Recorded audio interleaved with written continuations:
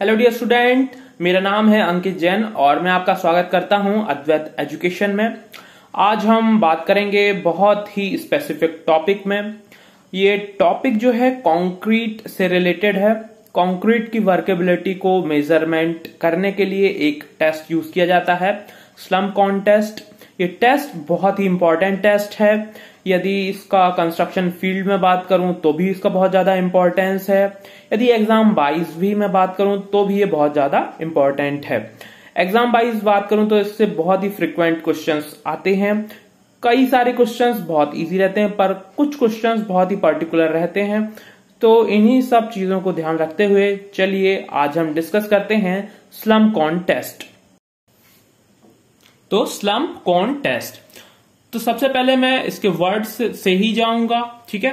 तो स्लम्प, जो first word है स्लम्प, स्लम्प का मतलब होता है किसी प्रॉपर्टी या पैरामीटर में सिग्निफिकेंट कमी आ जाना, उसका फॉल डाउन हो जाना, स्लम्प कहलाता है। सेकंड वर्ड है कोन, तो इसमें एक कॉनिकल शेप का मोल्ड यूज होता है और जो मोल्ड है वो एग्जैक्टली फ्रस्टम होता है, कौन का फ्रस्टम होता है। तो यहाँ पे मोर पॉपुलर वर्ड कोन को यूज हुआ है। तो इस तरीके से बनता है हमारा स्लम्प कोन टेस्ट। इस टेस्ट के मैं प्रोविजन की बात करूं तो इस टेस्ट का प्रोविजन IS कोड 1199 में गिवन है, ठीक है। अब ये जो पूरा टेस्ट है मैं 5 पॉइंट्स में कवर करूंगा, ठीक है। Significant description of equipment, procedure, type of slumps and different values of slumps for different consistency of concrete. तो बेसिकली इस टेस्ट के बारे में बात करूं तो ये टेस्ट जो यूज होता है, इसका जो काम है मेजर करना है वर्केबिलिटी, कंक्रीट की वर्केबिलिटी। कंक्रीट की वर्केबिलिटी बहुत ही इंपॉर्टेंट पैरामीटर होता है। इसके थ्रू हम क्वालिटी मेंटेन करते हैं कंक्रीट की। एक कंक्रीट के प्रोजेक्ट की बात करें, किसी भी एक प्रोजेक्ट की बात करें जिसमें एक यूनिफॉर्म क्वालिटी का कंक्रीट चाहिए होता है और उसकी ह्यूज रिक्वायरमेंट होती है। इस रिक्वायरमेंट को पूरा करने के लिए जरूरी होता है कि जो डिफरेंट बैचेस ऑफ कंक्रीट आ रहा है उसकी क्वालिटी क्या रहे, यूनिफॉर्म रहे, ठीक है, यूनिफॉर्म रहे। तो उसके लिए हम क्या कर सकते हैं, हम इस टेस्ट का यूज करते हैं। दूसरे टेस्ट का भी यूज किया जा सकता है पर पर्टिकुलरली इसी टेस्ट की बात क्यों कर रहे हैं हम, इसलिए क्योंकि इसके थ्रू चीजों को परफॉर्म करना, वर्केबिलिटी को परफॉर्म करना बहुत ही इजी होता है, ठीक है।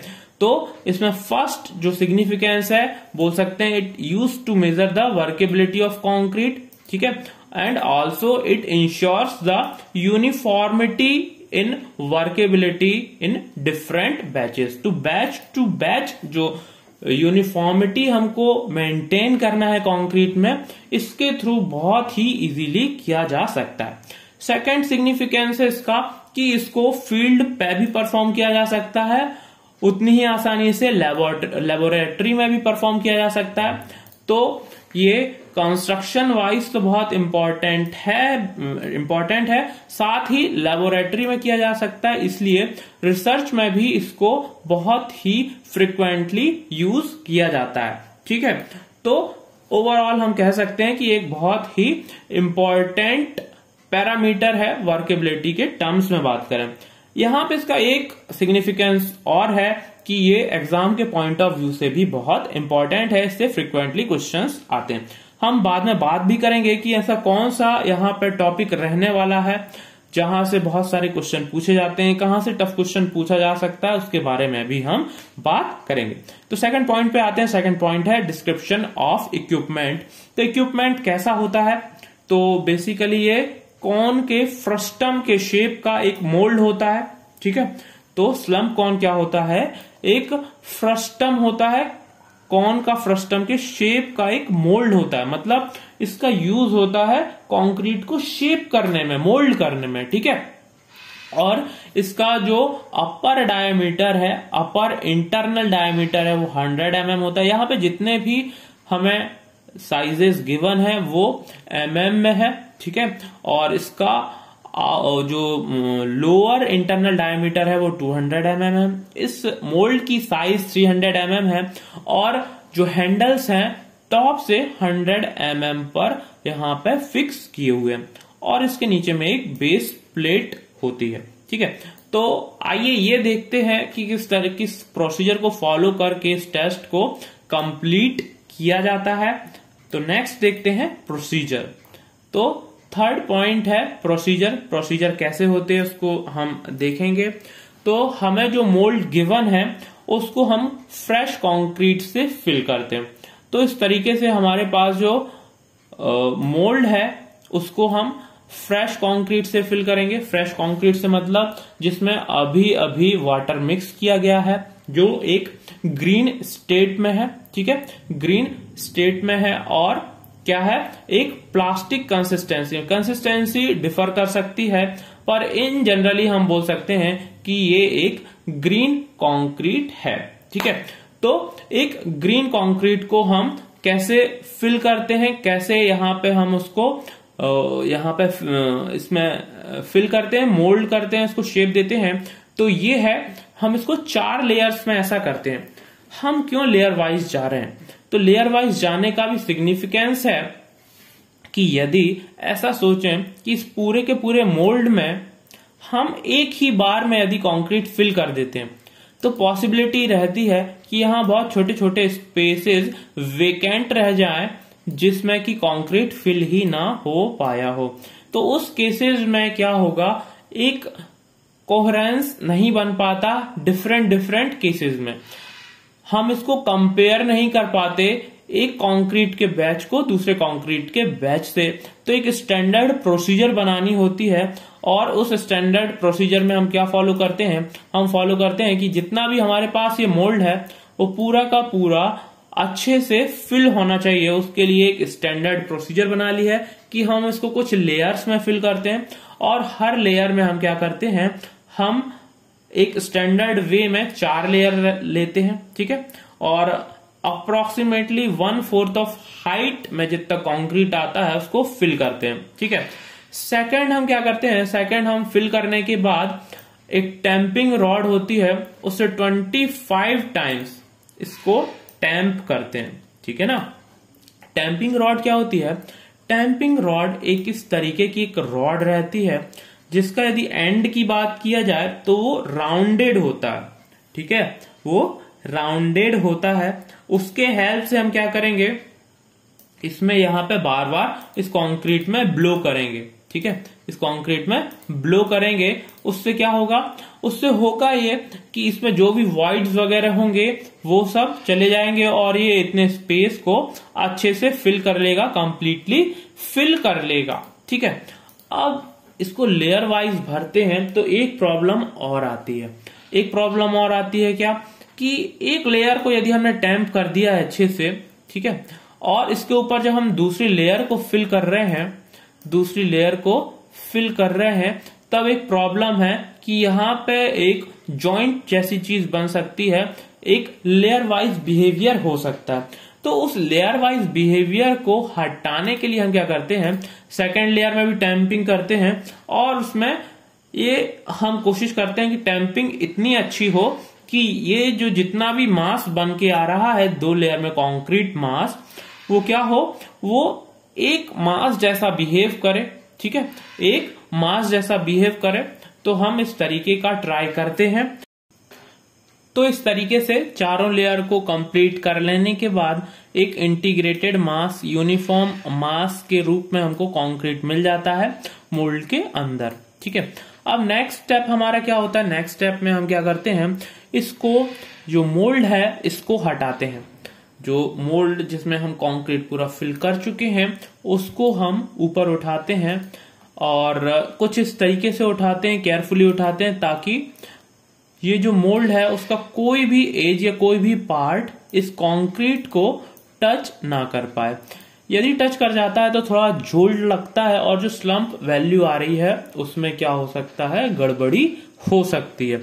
तो स्लम्प होता क्या है, जब हम इस मोल्ड को उठा लेते हैं तो मोल्ड के उठाने के बाद कंक्रीट जो है कुछ एक डिक्रीमेंट देखने को मिलता है उसके हाइट में, ठीक है, और ये डिक्रीमेंट ही क्या कहलाता है, स्लम्प कहलाता है।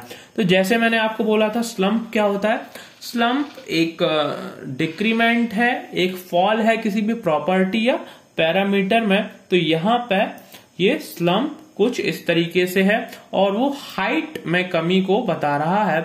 और इसमें जो हमें हाइट में जो कमी देखने को मिल रही है कंक्रीट की, वो हम एक वर्केबिलिटी के मेजर के फॉर्म में देखते हैं। ठीक है, तो इस तरीके से हम बोल सकते हैं स्लम्प क्या है। स्लम्प एक हाइट में डिक्रीमेंट है जो कि हम mm में मेजर करते हैं। ठीक है, और ये होता है difference between the height of mould and the highest point of the specimen being tested. तो यहां पे जो हाईएस्ट पॉइंट है, जो हाइट ऑफ मोल्ड है, हाइट ऑफ मोल्ड कितना रहेगी, हाइट ऑफ मोल्ड इतना रहेगा। ठीक है, और यहां पे जो हाईएस्ट पॉइंट है, ठीक है, वो उसकी हाइट कितनी रहेगी, उसकी हाइट रहेगी इतनी। ठीक है, तो पहले वाली हाइट में से दूसरे वाले हाइट को यदि डिफरेंस कर देते हैं तो हमको कितना हाइट मिलता है, जो डिक्रीमेंट ऑफ हाइट आ रहा है ये, तो यही क्या कहलाएगा, स्लम्प कहलाता है। ठीक है ना, तो यहां पे नोट है, एक दो इंपॉर्टेंट वैल्यूज हैं जो हमें याद रखनी चाहिए, उसके बारे में हम बात कर लेते हैं। वो है, फर्स्ट नोट है कि this test is applicable for concrete having maximum size of aggregate 38 mm।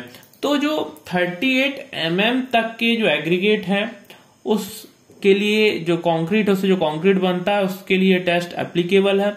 उससे ज्यादा जो वैल्यू के एग्रीगेट है उसके लिए ये यूज ही नहीं किया जा सकता। तो ये एक बहुत ही इंपॉर्टेंट फैक्ट हो जाता है अपने आप में, क्योंकि वर्केबिलिटी एक बहुत ही इंपॉर्टेंट टॉपिक है किसी भी एग्जाम के एस्पेक्ट्स में बात करूं, और स्लम्प कॉन्टेस्ट भी उसमें अच्छे से फ्रिक्वेंटली पूछा जाता है। तो ये एक जो फैक्ट हो जाता है, ये अपने आप में बहुत ही इंपॉर्टेंट है, याद रखना चाहिए। ठीक है, नेक्स्ट बात करूंगा, नेक्स्ट नोट है कि ये जो टेस्ट है वो बेटर रिजल्ट देता है मीडियम और हाई वर्केबल कंक्रीट के लिए। ठीक है, तो जो वेरी लो और लो कंक्रीट होते हैं, लो वर्केबल कंक्रीट होते हैं, उसके लिए उतना अच्छा टेस्ट नहीं देता, उतना अच्छा रिजल्ट नहीं देता, उतना अच्छा मेजरमेंट का पैरामीटर नहीं देता है। पर मीडियम और हाई वर्केबल कंक्रीट के लिए ये बहुत ही ज्यादा सही रिजल्ट देता है। तो जनरली जो जनरल कंस्ट्रक्शन होता है उसमें मीडियम और हाई वर्केबल कंक्रीट हमें देखने को मिलता है, इसलिए ये जो टेस्ट है बहुत ही फ्रिक्वेंटली यूज किया जाता है। ठीक है ना, तो यहाँ पे इसके एक ह्यूज अमाउंट में यूज करने का एक कारण ये भी है। ठीक है, नेक्स्ट हम बात करते हैं, अगला टॉपिक है टाइप ऑफ स्लम्प्स। तो कितने तरीके का स्लम्प होता है उसको देखेंगे। ठीक है, तो यहाँ पे जो स्लम्प वैल्यू है, यहाँ पे जो स्लम्प वैल्यू है, तो कंक्रीट के कोलैप्स में डिफरेंट टाइप ऑफ कोलैप्स के कारण यहाँ पे different type of slump value हो सकती है, उसको लेकर ही यहाँ पे हम डिस्कशन करेंगे। तो फर्स्ट है उसमें कोलैप्स स्लम्प, फर्स्ट है उसमें कोलैप्स स्लम्प।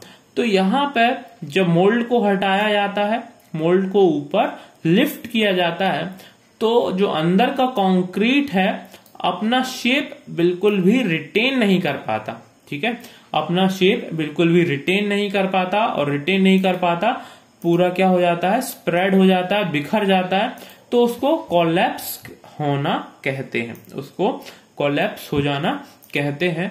और इससे जो स्लम्प मिलता है उसको बोलते हैं कोलैप्स स्लम्प। अच्छा, यदि कुछ इस तरीके का स्लम्प मिल रहा है तो कंक्रीट किस तरीके का है, इससे क्या इंडिकेशन मिलता है उसको बात करते हैं।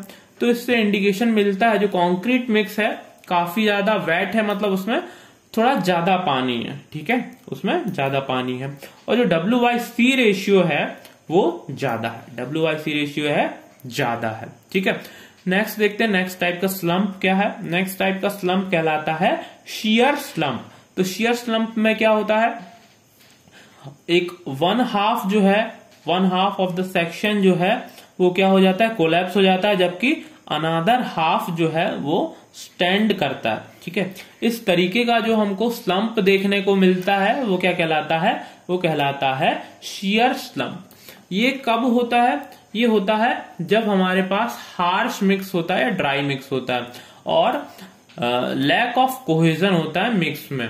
ठीक है, तो कोई एक पार्ट जो है वो बिल्कुल भी कोहेजन उसमें रहता नहीं है और बिल्कुल वो कोलैप्स कर जाता है, ठीक है, जबकि दूसरा पार्ट क्या होता है वहां पे स्टैंड करता है, ठीक है। तो इस तरीके के जो स्लम्प है उसको क्या बोलते हैं, शियर स्लम्प बोला जाता है। तो इससे हमें कैसा पता चलता है, इससे हमें पता चलता है कि ये मिक्स है वो हार्श मिक्स है। नेक्स्ट हम बात करें कि ट्रू स्लम्प क्या होता है। तो ट्रू स्लम्प जो होता है उसमें मोल्ड हटाने के बाद जो कंक्रीट है लगभग सेम शेप ही होल्ड करता है, ठीक है, सेम शेप ही होल्ड करता है जैसे मोल्ड में है, और थोड़ा सा डिक्रीमेंट ऑफ हाइट हमको देखने को मिलता है, ठीक है ना।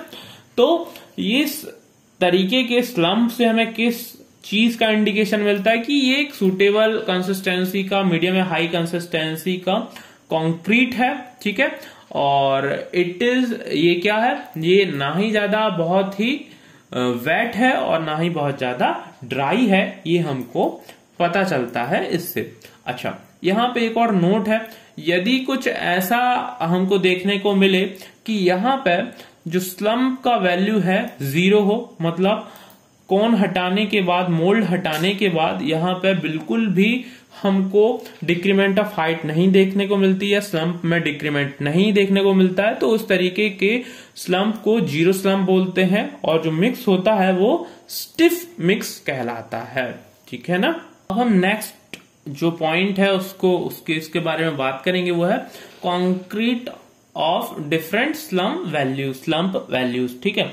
तो यहां पे हम क्या करेंगे कि सबसे पहले हम उसके डिग्री ऑफ वर्केबिलिटी को लिखेंगे कि वो डिग्री ऑफ वर्केबिलिटी क्या है, और उससे रिलेटेड जो कंसिस्टेंसी है कंक्रीट की उसको क्या बोला जाएगा, उसके करस्पॉन्डिंग जो स्लम्प वैल्यू आना चाहिए वो क्या रहना चाहिए, और एट लास्ट उसका यूज क्या है। तो सबसे इंपॉर्टेंट है यहाँ पे यूज। तो जो ये यहाँ पे इसको मैंने टेबल फॉर्म में लेके आया हूं, इस टेबल फॉर्म में सबसे ज्यादा इंपॉर्टेंट है वो यूजेज है, वो क्या है, यूजेज है, और उसके करस्पॉन्डिंगली जो है स्लम्प वैल्यू। यहाँ पे कई बार इससे रिलेटेड ये भी क्वेश्चन देखने को मिलता है कि पर्टिकुलर कंसिस्टेंसी भी पूछी जाती है। तो आइए स्टार्ट करते हैं कि डिफरेंट स्लम्प वैल्यू का क्या यूज होना चाहिए, उसके पर्टिकुलर स्लम्प वैल्यू क्या होगी, ठीक है। तो जो बहुत ही लो डिग्री की वर्केबिलिटी है उसके लिए कंसिस्टेंसी क्या होती है, बहुत ही ड्राई कंसिस्टेंसी कहलाती, वेरी ड्राई कंसिस्टेंसी। उसके लिए स्लम्प का वैल्यू जो है 0 से 25 mm के बीच रहता है, ठीक है। और इसका यूज क्या है, इसको जनरली रोड्स बनाने में, रोड का कंस्ट्रक्शन करने में यूज किया जाता है। Next type of degree of workability है वो लो वर्केबिलिटी कहलाती है, ठीक है। इसकी कंसिस्टेंसी ड्राई कहलाती है और इसका स्लम्प वैल्यू 25 से 50 mm के बीच वेरी करता है, ठीक है ना। तो यहां पे इसका यूज मास कंक्रीटिंग में किया जाता है, लाइटली रिइंफोर्स्ड सेक्शन में इसका यूज किया जाता है, ठीक है। अब नेक्स्ट है मीडियम डिग्री ऑफ वर्केबिलिटी का कंक्रीट, ठीक है। और इसकी कंसिस्टेंसी जो है प्लास्टिक कंसिस्टेंसी कहलाती है। इसका स्लम्प वैल्यू जो है 50 से 100 के बीच आता है, और इसको कहाँ यूज किया जाता है, फ्लैट स्लैब में यूज किया जाता है, हैवीली रिइंफोर्स्ड सेक्शन में यूज किया जाता है। हैवीली रिइंफोर्स्ड सेक्शन में इसलिए यूज किया जा सकता है क्योंकि इसका स्लम्प वैल्यू ज्यादा है, अपने आप से फ्लो कर सकता है, इस कारण उसको यहाँ पे यूज किया जा सकता है, ठीक है। लास्टली है हाई डिग्री ऑफ वर्केबिलिटी। तो ये जो है इसके करस्पॉन्डिंग कंसिस्टेंसी है सेमी फ्लूइड कंसिस्टेंसी है, और इसके लिए स्लम्प वैल्यू 100 से 175 mm के बीच होती है, ठीक है। तो जहां पे कंजेस्टेड रिइंफोर्समेंट होता है वहां पे भी इसका यूज किया जा सकता है। तो इस तरीके से मैंने यहाँ पे 5 पॉइंट में पूरा टेस्ट कवर किया है। यदि मैं बात करूं सबसे इंपॉर्टेंट टॉपिक कौन सा है, तो जो डिफरेंट स्लम्प वैल्यू वाला टॉपिक है ये बहुत ही ज्यादा इंपॉर्टेंट है, ये पूरा याद होना चाहिए। इससे डिफरेंट थोड़े टफ क्वेश्चंस बन जाते हैं, जनरली लोगों को याद नहीं रहते हैं, ठीक है। और ये जो फोर्थ टॉपिक है डिफरेंट टाइप ऑफ स्लम्प, ये भी हमें एक आइडिया होना चाहिए इसका। बाकी तो सब एक नॉर्मल चीजें हैं जिसको सभी डील कर लेते हैं, ठीक है। तो मैं इसी पॉइंट के साथ मैं यहाँ पे आप लोगों से यहाँ पे विदा लेता हूँ, ठीक है। और ये चाहता हूं कि आप लोग अच्छे से तैयारी करते रहें, आप लोगों की तैयारी बहुत अच्छे से चलती रहे। ठीक है, तो at last best of luck.